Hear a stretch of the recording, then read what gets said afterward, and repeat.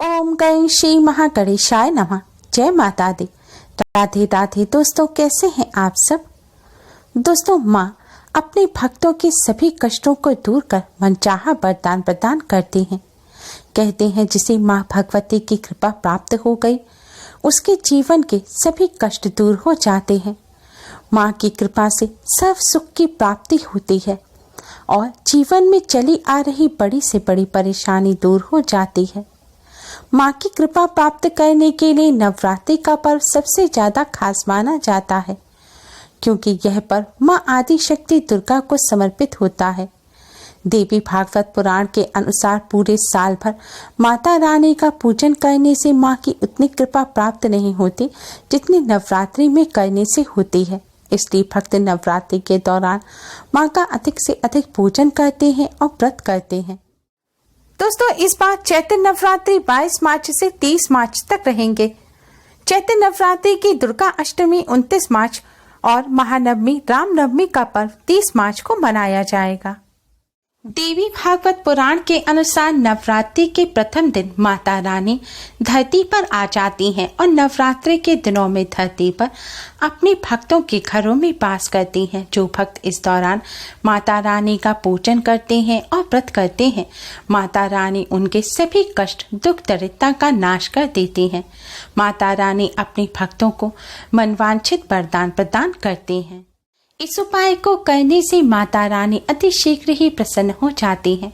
माँ की असीम कृपा प्राप्त होती है। माँ की कृपा से जीवन में चली आ रही बड़ी से बड़ी परेशानी दूर हो जाती है। माँ अपने भक्तों के सभी कष्ट दुख दरिद्रता का नाश कर देती है और पूरे साल भर धन की कोई कमी नहीं रहती, धन का लाभ होता है। दोस्तों, उपाय को सही प्रकार से करने के लिए आप हमारी इस वीडियो को एंड तक अवश्य ही देखें। अगर आपने हमारे चैनल को अभी तक सब्सक्राइब नहीं किया है तो यूजफुल वीडियोस के लिए चैनल को सब्सक्राइब कर बेल आइकन को भी जरूर दबाएं और माता रानी की कृपा प्राप्त करने के लिए कमेंट बॉक्स में जय माता दी, जय माता रानी अवश्य ही लिखें। तो आइए दोस्तों, जानते हैं इस असरकारक उपाय के बारे में। दोस्तों, यह उपाय आप नवरात्रि में प्रातः काल या संध्या काल किसी भी समय कर सकते हैं। उपाय करते समय स्वच्छता और पवित्रता का विशेष ध्यान रखें। उपाय करने से पहले स्नान कर स्वच्छ वस्त्र धारण करें। ध्यान रखें, काले रंग के वस्त्र पहनकर यह उपाय ना करें। नवरात्रि के दौरान पूरे 9 दिनों तक काले कपड़े नहीं पहनने चाहिए, इन्हें अशुभ माना जाता है। माता रानी का पूजन करते समय सदैव लाल, पीले, हरे, गुलाबी किसी शुभ रंग की वस्त्र ही धारण करें। अगर आप संध्या काल के समय यह उपाय कर रहे हैं, आपने सुबह स्नान किया है, तो आप शाम को मुंह हाथ धोकर स्वच्छ वस्त्र धारण कर यह उपाय कर सकते हैं। उपाय करने के लिए सबसे पहले आप एक दीपक लें। आप मिट्टी का, आटे का या पीतल का कैसा भी दिया ले सकते हैं। अगर मिट्टी का दिया लिया है तो उसे अच्छी तरह से पानी से धोकर साफ कर लें। आटे का दिया ले रहे हैं तो आप साफ जल से बिना नमक का आटा मढ़ें। दिया लेने के बाद अब आप एक कटोरी लें या एक प्लेट लें, उसमें थोड़े से साबुत चावल रखें और चावलों के ऊपर आप इस दिए को रखें। दिए में अब आप घी भरें। अगर घी ना हो तो मीठा तेल, जिसे तिल का तेल कहा जाता है, या सरसों का तेल भी आप इसमें भर सकते हैं।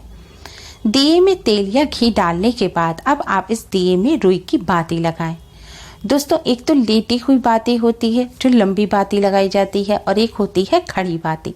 आपको इस दिए में खड़ी बाती लगानी है। अब आप यह प्लेट सहित दिया माता रानी के सामने रख दें। आपने अगर अलग चौकी पर माता रानी की मूर्ति की स्थापना की है नवरात्रि के दौरान, तो आप चौकी पर इस दिए को रखें। नहीं तो आप अपने मंदिर में माता रानी के सामने इस दिए को रख दें और फिर इस दिए को जलाएं। फिर माता रानी को आप कुमकुम से तिलक करें और किसी फल मिष्ठान का भोग लगाएं। आप बताशा या शक्कर का भी भोग लगा सकते हैं। भोग लगाने के पश्चात अब आप माता रानी को प्रणाम करें, नवदुर्गा माँ को प्रणाम करें।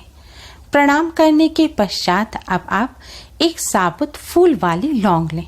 दोस्तों, ध्यान रखें, आपको लौंग साबुत लेनी है जिसमें फूल लगा हुआ हो। टूटी हुई लौंग ना लें। टूटी हुई लौंग का इस्तेमाल पूजन में नहीं किया जाता। लौंग लेने के पश्चात अब आप इस लौंग को माता रानी के चरणों में रखें और माता रानी से अपने सभी कष्ट, दुख, दरिद्रता को दूर करने की प्रार्थना करें। आपकी जो भी समस्या है वह आप माता रानी के सामने कहें और अपनी समस्या को दूर करने की प्रार्थना करें।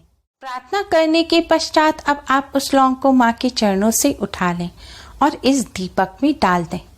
दीपक में लौंग डालने के पश्चात अब आप माता रानी का पूजन करें। माँ के इस मंत्र का 108 बार जाप करें।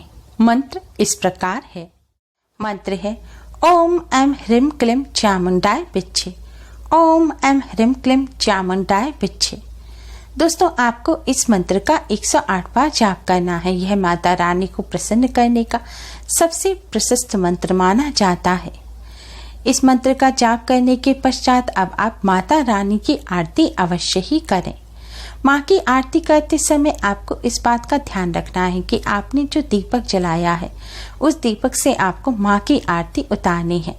दीपक आपने प्लेट या कटोरी में रखा है तो उसे प्लेट कटोरी सहित उठाकर आप माँ की आरती उतारें। आरती उतारने के पश्चात दोस्तों, आपको फिर से माता रानी से अपने सभी कष्ट, दुख, दरिद्रता को दूर करने की प्रार्थना करनी है। आपको जो भी परेशानी है वह आप माँ के समक्ष रखें और परेशानी दूर करने की प्रार्थना करें।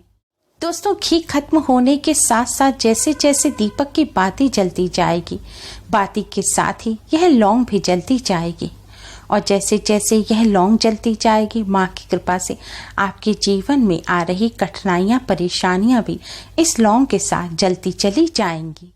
इस उपाय को नवरात्रि के दौरान करने से माता रानी की असीम कृपा प्राप्त होती है और घर में सुख समृद्धि आती है।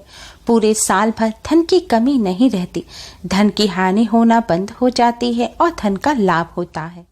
दोस्तों, अगर दीपक की बाती पूरी जल जाए और लौंग थोड़ी बच जाए, पूरी ना जल पाए, तो आप उस पर थोड़ा कपूर डालकर उसे जला दीजिए और जो दीपक की बाती और लौंग की जो राख होगी, इसको आपको पानी में मिलाकर किसी पेड़ पौधे की जड़ में डालना है। या फिर नवरात्रि के दौरान आप कंडे पर जो अग्यारी करते हैं, नवरात्रि की पूजन सामग्री इकट्ठी कर रखी है सिराने के लिए, जल में विसर्जित करने के लिए, आप उसमें भी इसे डाल सकते हैं। दोस्तों, नवरात्रि में प्रातः काल और संध्या काल के समय माता रानी के आगे दीपक जलाकर पूजन अवश्य ही करना चाहिए। इसलिए आपको इस उपाय को करने से अलग से दीपक जलाने की आवश्यकता नहीं है। आपने पूजन के दौरान जो दीपक जलाया है, आप उसमें ही लौंग डालकर इस तरह माता रानी का पूजन कर यह उपाय कर सकते हैं। लेकिन ध्यान रखें, अखंड ज्योत के दीपक से आप ये उपाय ना करें। दोस्तों, माता रानी को आपने जो भोग लगाया है उसे प्रसाद के रूप में अपने परिवार सहित ग्रहण करें। दोस्तों, हो सके तो इस उपाय को आप नवरात्रि में रोजाना करें। अगर रोजाना ना कर सकें तो नवरात्रि की महासप्तमी, महाअष्टमी और महानवमी के दिन इस उपाय को अवश्य ही करें। उपाय करने के साथ ही कुछ बातों का विशेष ध्यान रखें। माता रानी के भक्तों को नवरात्रि के दिनों में काले रंग के वस्त्र भूलकर भी नहीं पहनने चाहिए, इन्हें अशुभ माना जाता है। नवरात्रि के दौरान पुरुष हो या महिला हो, किसी को भी बाल नहीं काटने चाहिए और नाखून भी नहीं काटने चाहिए। पुरुषों को दाढ़ी मूछ भी नहीं बनानी चाहिए। नवरात्रि के दौरान मदिरा, तंबाकू, सिगरेट इत्यादि का सेवन भूलकर भी ना करें। नवरात्रि के दौरान प्याज, लहसुन और मीट अंडे का सेवन भी ना करें। अगर आपने घर में अखंड ज्योत जलाई है या फिर घट की स्थापना की है तो 9 दिनों तक आप अपने घर को खाली छोड़कर ना जाएं, यानी कि घर का कोई ना कोई सदस्य घर में अवश्य ही रहना चाहिए। नवरात्रि के व्रत रखने वाले भक्तों को नवरात्रि के दिनों में दिन में भूलकर भी नहीं सोना चाहिए। पीरियड के दौरान महिलाएं यह उपाय ना करें। पीरियड के दौरान महिलाएं माता रानी का स्पर्श ना करें, मानसिक पूजन करें। दोस्तों, नवरात्रि के यह दिन माता रानी को प्रसन्न करने के लिए बहुत ही खास दिन माने जाते हैं। इसलिए इन दिनों में अधिक से अधिक माँ का पूजन और ध्यान करें।